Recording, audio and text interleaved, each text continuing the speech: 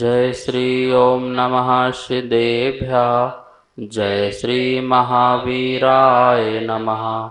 जय श्री परम्पराचार्य गुरुवे नमः। जय श्री उमा स्वामी गुरुवे नमः।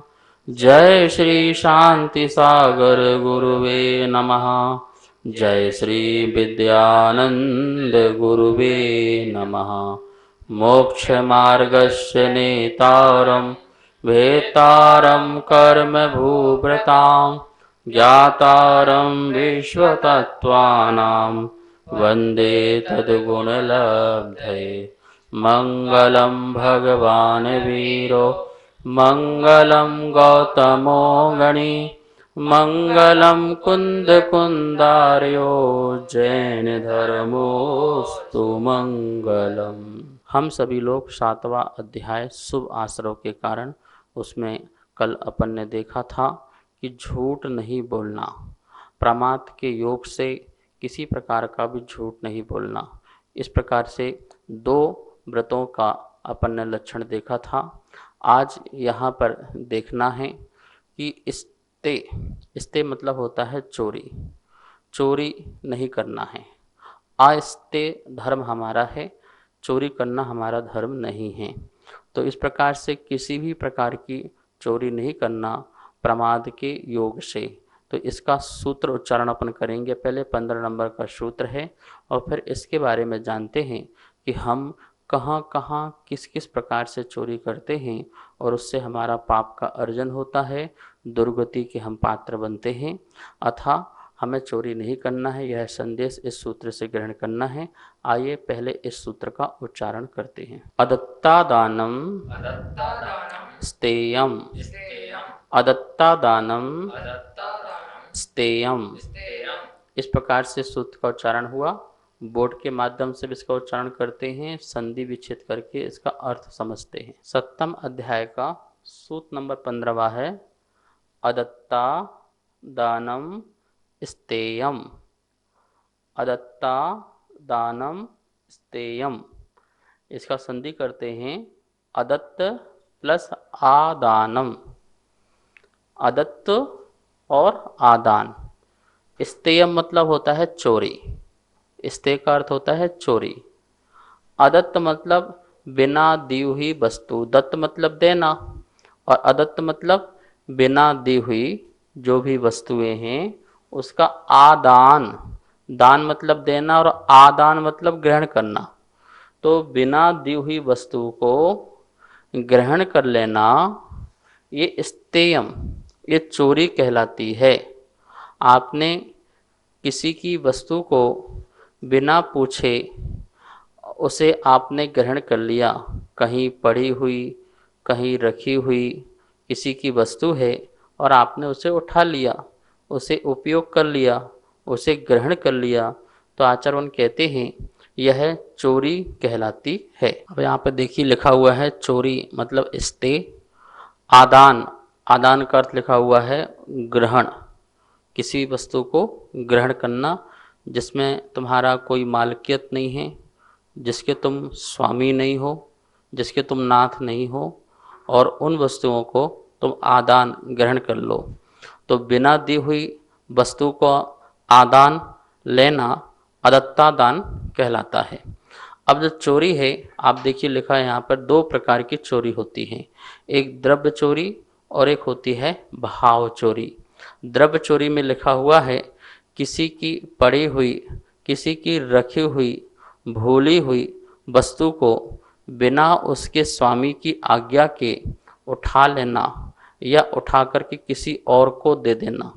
देखिए, उठा लेना और उठा करके या किसी को दे देना। आप चोरी नहीं करते पर चोरी का सामान खरीदते हो, तो क्या है, ये भी चोरी है। भैया हमने चोरी कहाँ की है? हम तो चोरी करके किसी वस्तु को लाए नहीं हैं। किसी का मोबाइल है, किसी का गाड़ी है, किसी के आभूषण हैं, और कोई चोर चुरा करके ले आया, उसे आपने कम कीमत में उसे खरीद लिया, तो वो भी चोरी ही कहलाएगी। तो उसको उठा लेना या उठा करके किसी को बेच देना या दे देना, ये सब जो है द्रव्य चोरी कहलाती है। भाव चोरी किसे कहते हैं? तो यहाँ लिखा हुआ है, दूसरों की वस्तु को ग्रहण करने का भाव, भले ही बाह्य में वस्तु का ग्रहण हो चाहे नहीं हो, वह भाव चोरी कहलाती है। यदि आपने भाव भी कर लिया तो वो भाव चोरी कहलाती है। यद्यपि आप उसकी वस्तु को ग्रहण नहीं कर पाए, लेकिन आपके मन में उसको चुराने का, उसको अपहरण करने का, उसे अपना बनाने का जो भाव आपने बना लिया, वो चोरी ही कहलाती है। तो अंतरंग में आपने भाव चोरी की है। जैसे आपने कोई किसी का मोबाइल है और उसके मोबाइल को देखा आपने, और आपकी दृष्टि में यह है ये कब इसको भूल जाए, कब यहाँ वहाँ हो जाए और मैं धीरे से इसको अपना बना लूँ, अपहरण कर लूँ, चोरी कर लूँ। तो हो सकता है आप उसकी वस्तु को चोरी नहीं कर पाए, वो बड़ा सावधान था, बड़ा सतर्क था और आप उसकी वस्तु को चोरी नहीं कर पाए। तो आचार्यवन कहते हैं आपने चोरी के भाव किए हैं तो आप चोर तो हो ही गए, आपको चोरी का दोष तो लग ही गया। आपकी आत्मा जो है उतना समय कलुषित परिणाम वाली आत्मा हुई।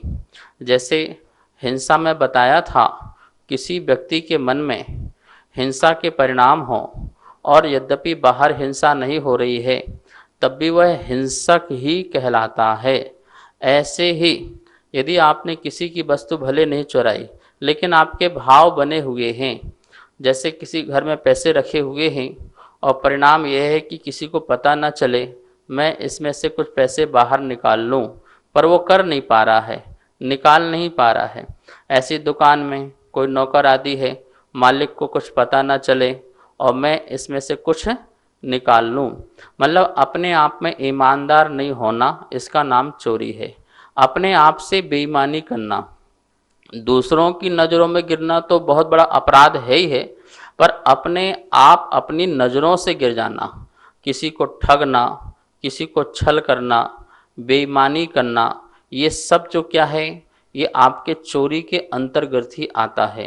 तो यदि आप इस प्रकार के कार्य करते हो कि व्यापार में या आप अपने घर में या धर्म में कहीं भी किसी भी प्रकार से ऐसे कार्य करते हो तो आचार्यवन कहते हैं पहले तो आपको भाव चोरी का दोष लग ही जाता है और यह पाप हो गया, क्योंकि भावों में जो उत्पन्न होता है वो पाप कहलाता है। और यदि आपने उस कार्य को कर दिया, आपने जो सोचा था और वह कार्य आपका हो गया, आपने सोचा था चोरी करने का और चोरी कर ही लिया, द्रव्य चोरी भी आपने कर ली, तो ये कहलाता है अपराध। पाप की सजा संसार में कहीं नहीं मिलती, लेकिन कर्म विज्ञान में जरूर मिलती है। कर्म विज्ञान में जैसे आपने भाव किए उसी समय आपके कर्म बंध जाते हैं, लेकिन जब वह पाप प्रकट हो जाता है किसी व्यक्ति के सामने और ना भी प्रकट हो तो वह अपराध कहलाता है। जैसे आपने चोरी कर ली पर किसी को पता नहीं चला, आपने बही खाते में यहाँ वहाँ कुछ कर दिया और आपको पता नहीं चला। आजकल क्या करते हैं, अपना टैक्स बचाने के लिए, कर टैक्स बचाने के लिए जो 2 नंबर के काम कर लिए जाते हैं, कैश में लेन देन कर लिया जाता है और इस प्रकार से सरकार को टैक्स ना देना पड़े और किसी प्रकार का हमारा पैसा जो बच जाए। ये संबंधी जो परिणाम हैं ये भी आपकी चोरी में ही आता है, क्योंकि वहाँ भी आप बेईमान ही हो, ईमानदार आप नहीं हो। तो इस प्रकार से आचार्य भवन कहते हैं यह एक अपराध है। आपको पता है यदि आप पकड़े गए तो आपको क्या होगी, आपको पेनल्टी लगेगी, बहुत बड़ी पेनल्टी लगेगी और उसके साथ साथ आपको सजा भी हो सकती है, कानूनन अपराध है। क्यों? क्योंकि आपने न्याय का पालन नहीं किया। न्याय नीति से चलोगे तो किसी प्रकार का आपको अपराध की सजा नहीं भुगतना पड़ेगी। न्याय और नीति से जीवन जीना चाहिए। न्याय और नीति किसे कहते हैं? सरकार के कानून का पालन करना, इसका नाम न्याय कहलाता है और समाज के कानून का पालन करना, इसका नाम नीति कहलाता है। तो इस प्रकार से न्याय नीति से जीवन जीना, जब हम न्याय और नीति दोनों से जब हम अलग हो जाते हैं तो हम अपराध की कोटि में आ जाते हैं। आचार्य भगवान कह रहे हैं कि द्रव्य चोरी और भाव चोरी दोनों ही पाप और अपराध की कोटि में आते हैं और दोनों ही हमारे दुर्गति के कारण बनते हैं। नवोस्तु आचार्य श्री, बिना दी हुई वस्तु को ग्रहण करना ही चोरी है, तो फिर जो 9 कर्म और कर्म आते हैं वो भी चोरी कहलाएगा, जिससे अरहंत भगवान को चोरी का दोष लगेगा। अरहंत भगवान को किसी भी प्रकार का चोरी का दोष नहीं आता है, यद्यपि अरहंत भगवान के भी कर्मों का आश्रय हो रहा है। कर्म नो कर्म दोनों का ही आश्रय हो रहा है और दोनों को ग्रहण कर रहे हैं, लेकिन चोरी का दोष नहीं लगता। क्यों? क्योंकि पदार्थों का लेना देने का जो व्यवहार है उसका नाम वहाँ पर चोरी है। बिना दिए हुए किसी पदार्थ को ग्रहण कर लेना उसका नाम चोरी है। जैसे सोना है, चांदी है, धन दौलत, मकान, किसी कोई वस्तु है, भौतिक पदार्थ है, उसे बिना दिए इस पदार्थ को ग्रहण कर लेना उसका नाम चोरी कहलाता है। परंतु कर्मों में लेने देने का व्यवहार नहीं होता है। वस्तु का तो लेने देने का व्यवहार होता है, एक पदार्थ आप दे रहे हैं, एक पदार्थ ले रहे हैं, तो लेने देने का व्यवहार पदार्थों में होता है, वस्तुओं में होता है, लेकिन कर्मों में नहीं होता है। कर्म ऐसे नहीं होते कि मैंने आपके कर्म छीन लिए बिना बताए, मैंने अपने कर्म दे दिए आपको बिना बताए, ऐसा नहीं चलता है। तो कर्मों में लेने देने का व्यवहार नहीं होता है, इसलिए केवली के भी वहाँ पर जो 9 कर्म आदि जो कर्म वर्गणाएँ हैं उनका आश्रय चल रहा है, तब भी उनको चोरी का प्रसंग नहीं लगता है। इस प्रकार से हमें यह बात ध्यान रखना है, हम किसी के स्वामित्व में जो पदार्थ आदि जिसके पास हैं और उनको बिना बताए हम ग्रहण कर लेते हैं। जैसे किसी की पुस्तक है, कॉपी है, पेन है, किसी के वस्त्र हैं या किसी का कोई भी सामान हो और उसको हमने अंदर से छल करके, कपट करके और बेईमानी से उसका अपहरण कर लिया, उसे ग्रहण कर लिया, सामने वाले को पता भी नहीं चला और आपने उसे उठा लिया या किसी को उठवा के दे दिया, तो ये सब चोरी में आता है। जिस प्रकार से अपन ने हिंसा की परिभाषा में ध्यान रखा था कि प्रमत्त के योग से प्राणों का वियोग करना हिंसा है, ऐसे यहाँ भी इस बात को ध्यान रखना, पीछे की अनुवृत्ति को ले लेना कि प्रमाद के योग में ही किसी वस्तु को चुराना, किसी वस्तु को उठाना बिना पूछे, बिना बताए, उसको यहाँ पर चोरी कहा गया है। जैसे कि आप सब लोग भगवान की वंदना करते हैं, स्तुति करते हैं, दान पुण्य करते हैं, तो उससे पुण्य कर्म आदि का संचय होता है। तो कोई ये बोले कि देखो यह तो प्रशस्त आपका जो है चोरी है, क्योंकि पुण्य आदि की कर्मों की आप चोरी कर रहे हैं, तो वो यहाँ चोरी नहीं है, क्योंकि यहाँ प्रमाद जो है वह उस प्रकार का प्रमाद नहीं है जैसा प्रमाद पाया जाता है। यहाँ पर तो शुभ योग हैं और शुभ योग के माध्यम से यहाँ शुभ आश्रय हो रहा है। और पहले भी हमने आपको बताया कि यहाँ कर्मों का लेना देना नहीं चलता है, ऐसा व्यापार नहीं होता है। इसलिए यहाँ पर पुण्य आदि का आश्रय होने पर, कर्मों का आश्रय होने पर, साता आदि कर्मों का भी आश्रय होने पर कोई इसे प्रशस्त चोरी कहे तो इसे चोरी का नाम नहीं दिया जा सकता है।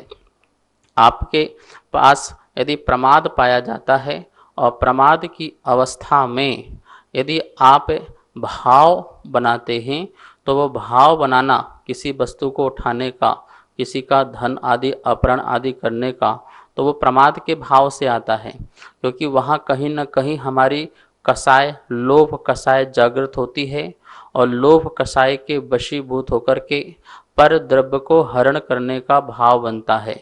यद्यपि पर द्रव्य ही है, उसकी कभी चोरी नहीं हो सकती है, लेकिन उस परद्रव्य को निमित्त बना करके हमारे अंदर जो उसे ग्रहण करने के भाव हैं, यह मेरा हो जाए, यह मेरा है, मैं इसका हूँ, ऐसा परिणाम आध्यात्म दृष्टि से इसे चोरी कहा गया है कि वो चोरी है।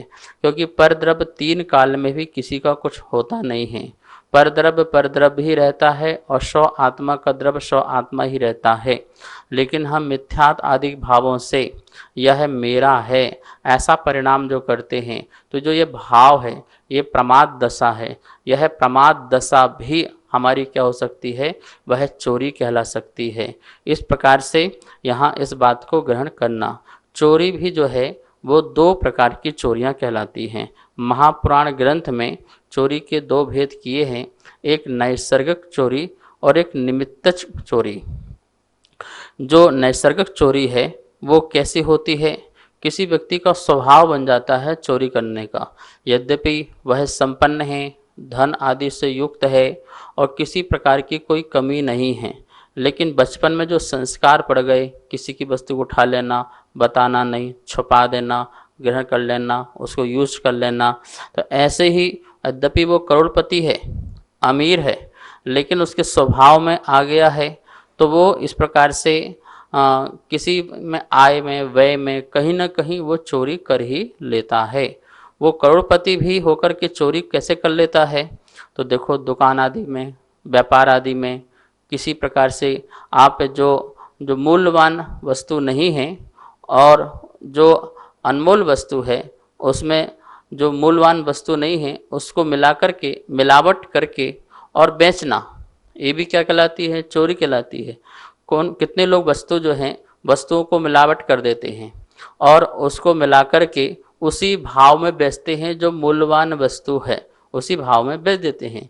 जैसे सोना है, स्वर्ण पूरा शुद्ध ना हो करके उसमें अशुद्ध धातु मिला करके स्वर्ण के भाव में बेच देना। ऐसी चांदी है, चांदी शुद्ध ना है और उसमें और प्रकार की धातु मिला करके चांदी के रेट में ही बेच देना, तो ये भी क्या होती है, चोरी कहलाती है। इसी प्रकार और भी खाने पीने की कितनी वस्तुएं होती हैं और उन वस्तुओं में लोग कितनी मिलावट करते हैं। लोग बोलते हैं ना, ये जो है नकली माल है, ये लोकल माल है, ये मिलावट वाला माल है, इसलिए ये ज़्यादा देर तक चलता नहीं है और नुकसानदायक भी है। दवाइयाँ हैं उसमें भी मिलावट, खाने पीने की वस्तुएं हैं उनमें भी मिलावट। तो इस प्रकार से जो व्यक्ति प्योर वस्तुओं में जो अशुद्ध वस्तुओं को मिला करके उसको प्योर के भाव से बेचता है, जैसे घी है तो शुद्ध घी में अशुद्ध है डालडा आदि मिला करके या और भी चीज वस्तु को मिला करके बेचते हैं, तो ये भी क्या है, चोरी का ही एक रूप कहलाता है।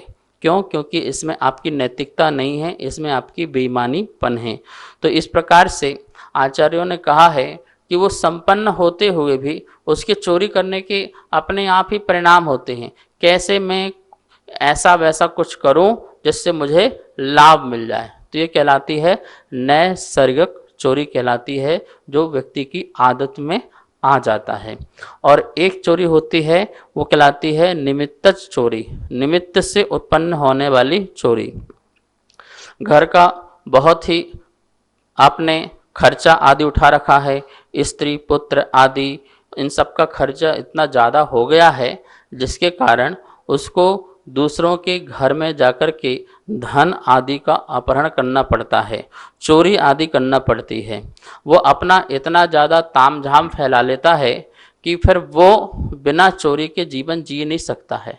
जैसे कि कोई व्यक्ति किसी के प्यार में पड़ कर के क्या करने लगता है, चोरी करने लगते हैं, क्योंकि उसका खर्चा इतना हो जाता है कि उसके माता पिता या उसकी जॉब में पूर्ति नहीं हो पाती है, तो वह चोरी करने लग जाता है। आजकल आप लोग देखते होंगे कि कॉलेज में पढ़ने वाले या ऑफिस में बैठने वाले अच्छे अच्छे लोग, लेकिन उनका व्यसनों में इतना खर्चा होने लगा है कि वह पूर्ति पूरी अपने नहीं कर पाते हैं, तो वह दिन दहाड़े या रात को चोरी का काम चालू कर देते हैं। किसी की चैन छीनना, किसी का मोबाइल छीनना, किसी की दुकान में जाकर के चोरी कर लेना आदि अनेक प्रकार से अपहरण कर लेना, किसी को फिरौती मांग लेना उसको पकड़ करके, ये सब क्या है, ये चोर जो है वो चोरी करते करते डाकू का भी रूप ले लेता है, वह दूसरों की हत्याएं करने लगता है। चोरी का यही तो भाव है कि एक चोरी करने वाला व्यक्ति सारे पापों में लिप्त होने लगता है। क्योंकि अनाप शनाप जब पैसा आने लगता है बिना मेहनत के, यदि आपके पास इनकम होने लग जाए तो व्यक्ति क्या करेगा, वो व्यसन ही करेगा, वो पाप में ही जाएगा, वो गलत कार्य करना प्रारंभ कर देता है। तो इस प्रकार से आचार्यों ने कहा है कि ये निमित्तक चोरी कहलाती है। इस प्रकार से हमें अपना सात्विक जीवन जीना है। चोरी करने से बहुत हानि है हमारे जीवन में। आचार्यों ने कहा है उससे पहले तो दुर्गति आदि की प्राप्ति होती है, नीच गति में उसको जाना पड़ता है और निरंतर ही पर जीवों को दुख में उसको प्राप्त होना पड़ता है। दूसरे जीव उसे दुख देते हैं, नरक आदि जाना पड़ेगा, तिरंच आदि पर्याय करना पड़ेगा, क्योंकि चोरी करने वाला जो है वो मायाचारी व्यक्ति होता है। बिना मायाचारी के वो चोरी नहीं कर सकता है, उसके अंदर एक जाल बनाता है और फिर दूसरों को जाल में फंसाता है।